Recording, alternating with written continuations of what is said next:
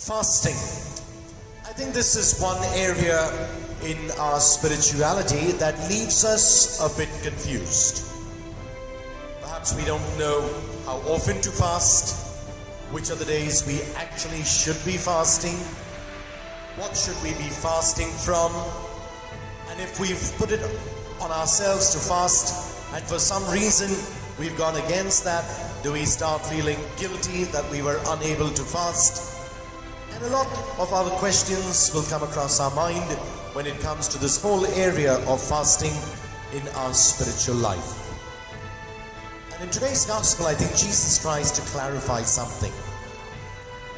The first important lesson he teaches us about fasting is, if we fast like he did in the desert for 40 days, it is to bring us into closer union with the Lord. Does our fasting really bring us into a much deeper, personal and intimate relationship with the Lord? Or are we doing it just because it's a routine, just because it's an exercise that we need to do? Secondly, when we fast, we deprive ourselves of something. But in turn, and more importantly, we get something in return. Namely, we get into this deeper relationship with the Lord. Depriving ourselves of certain food only makes us focus our attention much more on Jesus, and nothing else should distract us. And thirdly, my dear brothers and sisters, let's not feel guilty about certain foods that we take.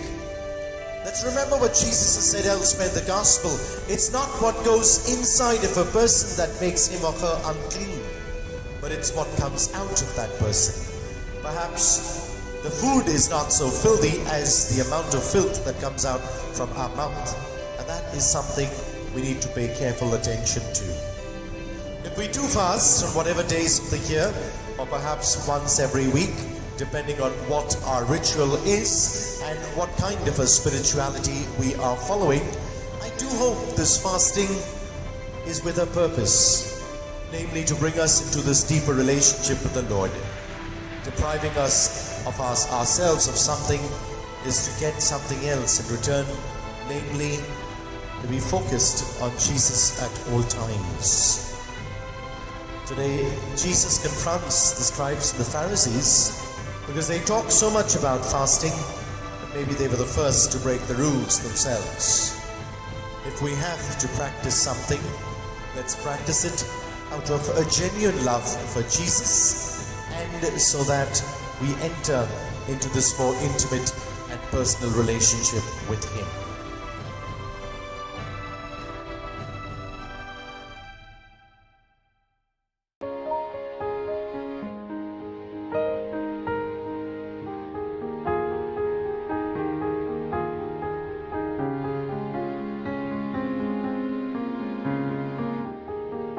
God bless, and do have a Jesus-filled day.